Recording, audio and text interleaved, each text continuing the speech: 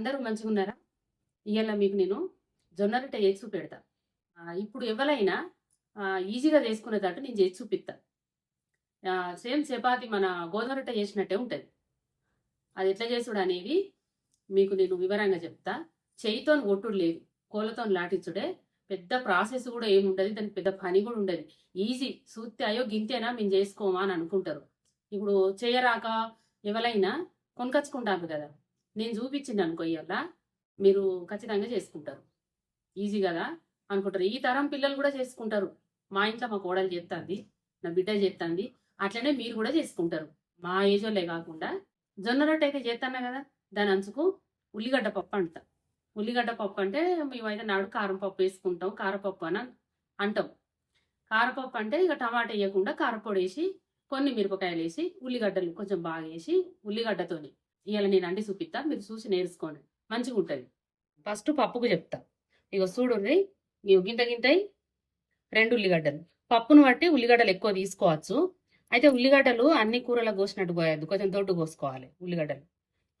ఇగో 4 అంటే 4 పచ్చిమిరపకాయలు, ఇంత కొత్తిమీర, కల్జమాకు బాగా వేసుకోండి, మంచిగా ఉంటుంది.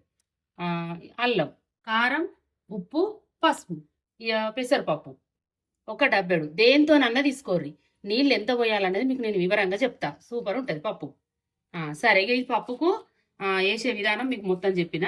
ఇక జొన్న పిండి, ఇక చూడుండ్రి, ఇది తెల్ల జొన్నల పిండి. పచ్చ జొన్నలది ఉంటుంది, తెల్ల జొన్నలది ఉంటుంది. ఇవాళ మీకు నేను తెల్ల జొన్నలది చేసి చూపెడతా. సేమ్ దీని లెక్కనే పచ్చ జొన్నలది కూడా చేసుకోవచ్చు. ఒకటి చూసిందంటే 2 చేసుకోవచ్చు మనం ఒక తీరే. ప్రాసెస్ అంతా తెల్ల జొన్నలైనా పచ్చ జొన్నలైనా కొంతమంది పట్టించుకునేటప్పుడు ఇన్ని బియ్యం పోసుకుంటారు.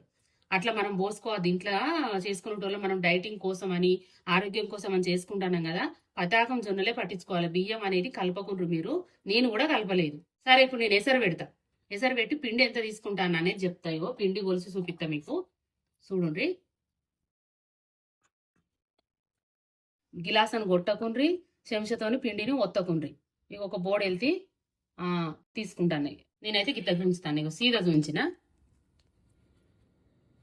ఇక నేను ఎసరు పెడతా. దీంతోనే ఎసరు పెడతా.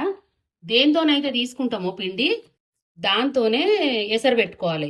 దేంతోనైతే నీళ్లు తీసుకుంటామో దానిడే పిండి పోసుకోవాలి. ఒకటి ముకుడు పెట్టిన, ఈ గిలాసుల నీళ్లు.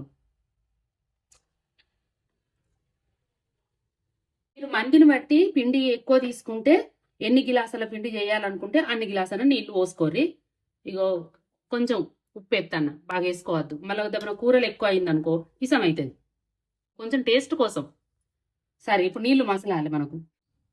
ఇగో పప్పు కడిగి నానబెట్టిన. కూర పొయ్యి మీద వేసేంత సేపట్ల నానుతుంది. 2 సార్లు కడిగినా నీళ్లు పోసి పెట్టిన. బాగా సేపు నానబెట్టాలన్నది ఏం లేదు. మనం కూర ఉల్లిగడ్డలు కోసుకునే ముందు కడిగి నానబెట్టుకుంటే అయిపోతుంది.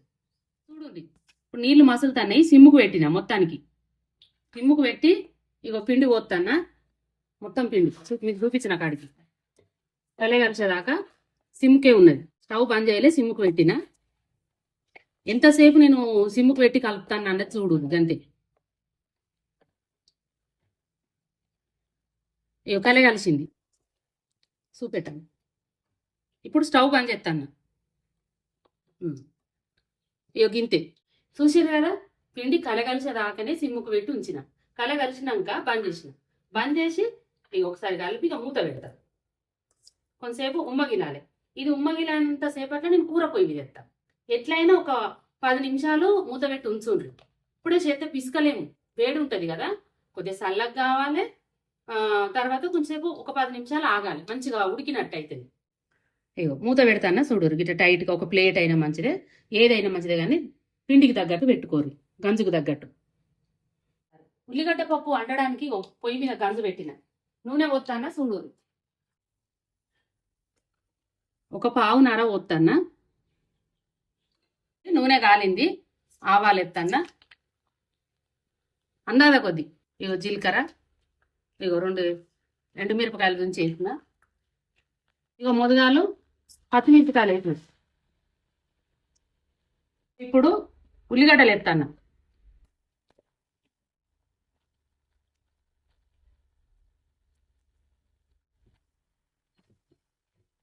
చూడుర్రి, పప్పు నీళ్ళు అంపుతాన్నా ఉల్లిగడ్డలు పొయ్యి మీద వేసి.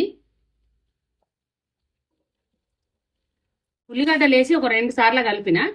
ఇవి ఇప్పుడు అల్లం ఎత్తాను. అయితే ఈ పప్పుకు ఉల్లిగడ్డ బాగా గోలియకుండా పప్పుతో ఉడుకుతేనే మంచిగా ఉంటుంది. నూనెలో బాగా గోలియద్దు. ఉల్లిగడ్డ పప్పు అంటేనే గట్టి ఉంటుంది. ఉల్లిగడ్డలు కనబడతాయి అన్నట్టు. పసుపు మన కూరకు తగ్గట్టు ఒక చిన్న చెంచడు వేసిన. పెసరపప్పు ఎత్తాను. పెసరపప్పు కొంచెం గోలియాలి.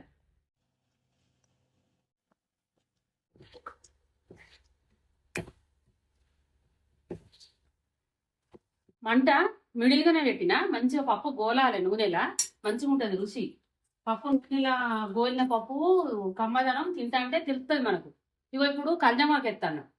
పప్పుతో అన్నట్టుగా కల్జామాకు కూడా మంచిగా గోలుతుంది.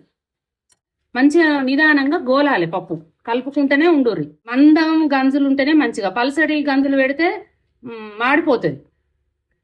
కొద్దిగా మందం ఉన్నాయే తీసుకోరు. నాడైతే పోపిచ్చిన గంజులలో అండుదురు, తెల్ల గంజులు పోపించుకుందరు, కూరగంజులు మా ఇంట్లో ఉండేటి. ఇట్లా ఒక 5 నిమిషాలు మంచిగా గోలియాలి నూనెల్నే. ఇట్లా కలిపినా అని అన్నేసిన నీళ్ళు పోయద్దు. నూనెలా ఏంచినట్టు అవుతుంది అన్నట్టు పప్పు. ఇట్లా మనం ఉల్లిగడ్డలతో అన్నట్టుగా పప్పును ఫ్రై చేస్తే పచ్చిదనం పోయి మంచి రుచి ఉంటుంది పప్పు. వేయించిన పప్పు వండుకున్నట్టు. పప్పు చూడు ఎంత సన్నమైందో. కొద్దిగా మంచిగా నీళ్ళల్లో ఎత్తి ఉబ్బినట్టు ఉండే కదా, వేయించే వరకు దగ్గరికి వచ్చింది. ఓ కలర్ కూడా మారింది చూడుండ్రి. మంచిగా నూనెలో గోలిన కలరు. అగ చూడు రాగు ఎట్లా పప్పు వక్కలు ఎట్లా గోలుతానే నూనెలో అట్లా కావాలి. అయితే ఈ పప్పు ఎట్లుంటుంది చెప్పన్న, వక్కలు ఉంటుంది. మెత్తగా లూజు అట్లా ఉంటుంది. మంచిగా వక్కలు ఉంటుంది. మరి అట్లాంటప్పుడు ఎసరు ఎంత పూసుకోవాలి? ఎసరు అనేది లెక్క పెట్టుకోవాలి. మనం ఎసరుతోనే పప్పు కుదురుతుంది. ఏ పప్పు అయినా ఒక కొలత ఉండాలి. ఇప్పుడు ఈ పప్పుకు 1కి 4 నీళ్లు పోతాన్న. 2 డబ్బాలు పోసిన, ఇంకా 2 పోతా. 3, 4. ఒకవేళ ఈ గిలాసడు పప్పు తీసుకుంటే దీంతో 4 పోసుకోరు. మండిగల్లలో ఉంటే ఎక్కువ తీసుకుంటారు కదా, ఎక్కువ వండుకుంటారు కదా, అట్లాంటప్పుడు ఈ కొలత అనేది మీకు పని చేస్తుంది. ఇప్పుడు కారం ఎత్తాను. మిరపకాయలు తక్కువ వేసిన కదా, 2 చెంచాల కారం ఎత్తాను. కారపప్పు అంటే కారపొడి వేసుకొని చేసుకుంటారు. మిరపకాయలతో సంబంధం లేదు. 2 తాలింపుకి వేసుకోవాలి అంతే, బాగా వేసుకోవాలని లేదు. ఈ ఉప్పు 1 చెంచా వేసిన, చెంచాన్నర ఎత్తా. ఇది ఆకుపొడి కదా, చెంచాన్నర ఎత్తాను. సైజు చూసి తక్కువ ఉంటే మళ్ళీ ఎత్తా.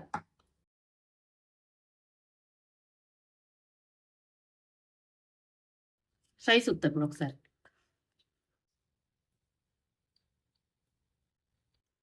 ఇప్పుడైతే అన్ని సరిపోయినాయి. తక్కువ ఉంటే చూసేది, కానీ ఇప్పుడైతే చాలు. కారం దాకుతుంది నాకు, ఉప్పు అయితే చాలు. ఎందుకంటే రొట్టె పిండిలో కూడా వేసినాం కదా, దాన్ని బట్టి వేసుకోరు. చేయి కడుకొచ్చుకుంటా. ఇప్పుడు మూత పెడతాను. మీకు ఇంకొక మాట కూడా చెప్తాను.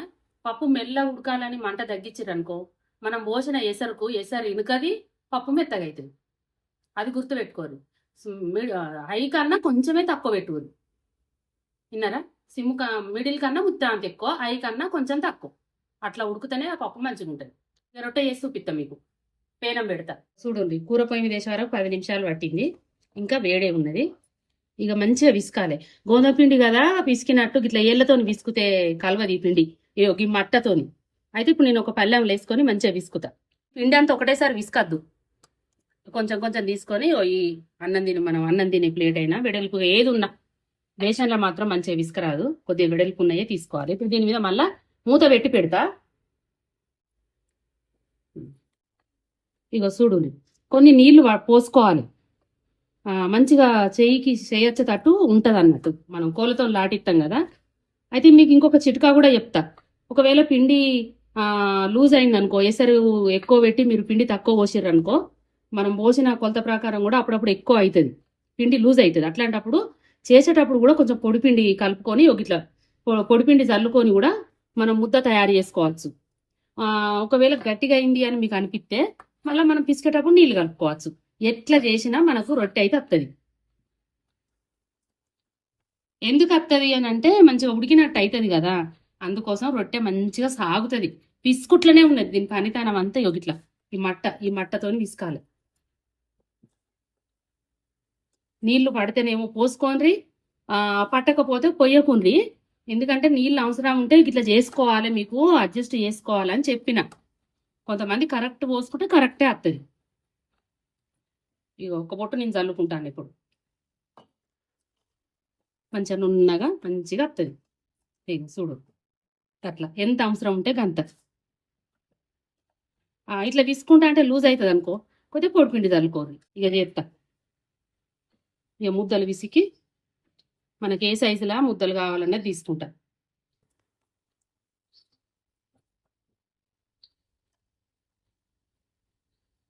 ఇంత సైజు చేస్తా నేను. పేనం ఎంత వెడల్పుంటే అంత చేసుకోరు రొట్టె.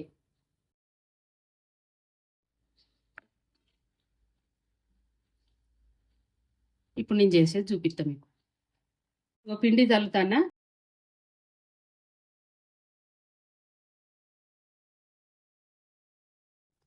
ఇక కవర్ వేసి చేసుడని, నూనె పెట్టి చేసుడని అదంతా ఏం లేదు. మీరు చూడుర్రి, నేర్చుకోండి, చెయ్యండి. మళ్ళీ ఒకసారి ఇట్లా చల్లుర్రి, గింతి. అయితే మీకు ఇంకొకటి కూడా చెప్తా నేను. ఇట్లా కలిపిన నూనెల అది ఇట్లా ఎసర్లో ఉడికించిన పిండి చేతితో కొడితే సాగది ఈ రొట్టె, కోలకే. మనము చేత కొట్టినట్టు సాగది ఏళ్ళతో కొడితే. అట్లా అని మడత రొట్టెలు కూడా చేయొద్దు. ఇవి మన గోధుమ రొట్టె చేసినట్టు మడత రొట్టె కాదు. ఇంకా చూస్తారు కదా, నేను చేతితో లేవట్టి కూడా తిప్పుతాను. తెల్ల జొన్నలు చూపించినా కానీ పచ్చ జొన్నలు చేసుకోవాలి. నేనైతే చేసుకుంటానా, రెండు వాడతా. తక్కువ తెల్ల జొన్నది, ఎక్కువ శాతం అయితే 5 కిలోలు 6 కిలోలు పచ్చ జొన్నలే పట్టిస్తా. ఇవి 2 కిలోలు పట్టిస్తా. గంతి వేరే పట్టిస్తా సపరేట్ దేని దానికి. అయితే రొట్టె కూడా ఏ తీరుగా పలసగా వచ్చింది అనేది మీకు నేను చెప్తా. నా ఏళ్ళు కొంచెం కనబడతాయి చూడు, ఎంత పలసగా అంటే అంత పలసగా తీసుకోవచ్చు. అయితే ఇప్పుడు ఒక మంట ఇక పుల్లు పెడతా. దీనికి సేక ఎక్కువ ఉండాలి. మంట పెట్టింది పెనం మంచిగా వేడైనాకనే రొట్టేసుకోవాలి. ఇంకా వేడి కావాలి, సిమ్కు పెట్టినాయి కదా ఇంతసేపు. కానీ ఇప్పుడు ఒకసారి మధ్యలో పప్పు చూపిస్తా చూడు, ఇంకా దగ్గర పడాలి. ఇక గీడికి పోసిన చూడు రేసరావు కట్టు కనబడతాను. ఇంక ఉడకనిగా ఇక మంట దించుడు అనేది ఏం లేదు. ఈ తీరుగానే ఎట్లా పెడితే గట్టినే ఉంచుకోరు. మనం ముద్దలు చేసి పెట్టుకున్నాం కదా అని సరిపెట్టుకోవద్దు. ఇటు ఖాళీగా ఉంటే మనకు టైం వేస్ట్ కాకుండా ముద్ద విసుక్కోవాలి. ఎప్పటికప్పుడు మళ్ళీ చేసి పెట్టిన ముద్దలైనా ఒకసారి చేతిలో విసుకాలి మంచిగా. పలగ ఇప్పుడు మీరు చూసారు కదా, అట్లా సైడ్లు పలగకుంటే వస్తాయి. ఆరిపోతే కొంచెం పదన చేసుకొని కూడా ఇప్పుడు మీకు అందాలకు చూపిస్తా. ఆరిపోతే కూడా ఇట్లా పదన చేసుకొని కూడా ఇట్లా ముద్దను అనుకోవచ్చు. ఇంకొకటి చెప్తా, రొట్టెలు అన్ని కింద కూర్చొని ఎవరైనా పెద్దవాళ్ళైనా మీకైనా ఇంతసేపు మేము నిలబడతామని అనుకుంటే కింద కూర్చొని చేసుకొని ఒక ప్లేట్లు వేసుకొని కూడా కాల్చుకోవచ్చు. ఏం ఖరాబ్ ఇట్లా ముద్ద మంచిగా వస్తుంది. ఇచ్చిపోయినట్టు ఉంటుంది, కొద్దిగా ఆరిపోయినట్టయితే చేసి ఉంచితే మళ్ళీ ఒకసారి పిసుక్కుంటే మంచిగా రొట్టె మంచిగా వస్తుంది. సరే ఇప్పుడు పేనం వేడైంది, ఏడతాన్న. ఇగో ఇప్పుడు పీట మీద అడుక్కున్నదేమో మీదికి ఎత్తాన్న.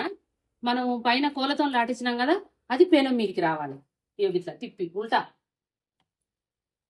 రొట్టె పేనం మీద వేసిన నీళ్లు పెట్టుడు, నూనె పెట్టుడు, నీళ్ళతో రాసుడు అనేది ఏం లేదు. మంచిగా వస్తాయి. కాలక ముందు తీయద్దు మీరు, మంచి కాలినాకనే మర్రేయాలి, లేకపోతే చినిగిపోతాయి. ఇంకొకటి కూడా గుర్తు పెట్టుకోండి, ఈ రొట్టె మందం చేస్తే కాలిన కొద్ది దగ్గరకు వస్తుంది. కొంచెం మంచిగా పలసగా వెడల్పే చేసుకోండి, కాలినాక చిన్నగా అవుతుంది కొద్దిగా. మళ్ళీ ఇంకొకటి కూడా చెప్తా, ఈ రొట్టెలు చేసి హాట్ బాక్స్లో పెట్టద్దు. నాడు వెనకట వాళ్ళు పొయ్యి చుట్టూ పెడుతురు, లేకపోతే ఇట్లా ఒక సాట లేపుతురు. 2 సాట్లు ఉండేటి, చేసేదానికి ఒకటి, కాల్చిన వేయడానికి ఒకటి ఉండేది. అట్లనే మనం కూడా ప్లేట్లల్లా ఇట్లా ఇట్లా పేర్చినట్టు ఓదాని మీద ఒకటి కాకుండా ఇట్లా ఓదాని పక్క ఉంటే ఓదాని పక్క ఉంటే అట్లా వేయాలి. నేను చూపిస్తా మీకు, అట్లా వేసుకోరు. ఒకసారి మళ్ళీ తిప్పేసుకోవాలి, మళ్ళీ ఇటు ఒకసారి తిప్పేయాలి. ఇప్పుడు ఇట్లా వేసిన కదా, ఇదంతా కాలలేదు. మళ్ళీ దీన్ని ఏం చేస్తా, ఎక్కడైతే కాలలేదో గట్ల వేసుకుంటా. మంచిగా దూరగా కాలినాక తీసుకోవాలి. ఇక ఇప్పుడు రొట్టె కాలింది చూడు. చేసుడు అన్నీ ఒకసారి చేసి పెట్టుకొని ఇట్లా కాల్చుకోరు. తీస్తాను వేసుడు కూడా ఇట్లా వేసుకోవాలి. రొట్టెలు ఓదాని మీద ఒకటి వేరు వద్దు, ఇట్లా ఇక చూడు పప్పు. ఇక పప్పు దగ్గర పడ్డది. ఇప్పుడు సిమ్ముకు పెట్టినా మీకు చూపించడానికి పంచేత కాబట్టి మళ్ళీ మెత్తగా అయింది. నేను కొత్తిమీర వేసిన, కొంచెం ధనియాల పొడి ఎత్తా. ఈ ఒక చెంచాడంత ధనియాల పొడి. అయితే నేను మీకు పప్పు ఏ రకంగా ఉడికింది అని చూపించట్లేదు, వేసింది అని అనుకుంటారు కదా, చూపిస్తా. ఇక స్టవ్ అయితే బంద్ చేసిన, ఇప్పుడు చూపిస్తా మీకు పప్పు.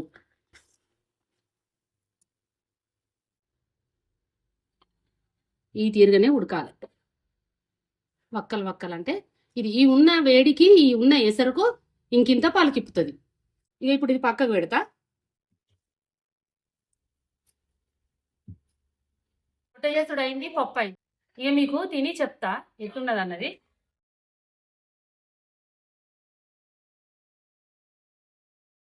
చూడుండ్రి 8 రొట్టెలు అయినాయి ఈ చిన్న దాంతోని, ఆ గిలాసడు పిండికి. చూడు ఎంత మెత్తగా ఉన్నాయో. ఇప్పుడు సుంచి చూపిస్తా మీకు. మెత్తగా ఉన్నది రొట్టె మాత్రం, పల్సగా ఉన్నది, మెత్తగా ఉన్నది. ఇట్లా వేసుకొని తింటే అయిపోతుంది.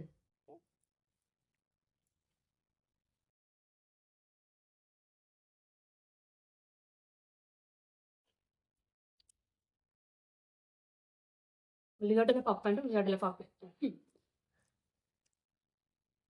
మస్తు మంచిగా ఉన్నది. కారం కారం అట్లానే ఓ నోరు మండతట్లేదు, నోటికి రుచి అయితే తెలుస్తుంది, కమ్మగా టేస్ట్ వచ్చింది అన్నట్టు.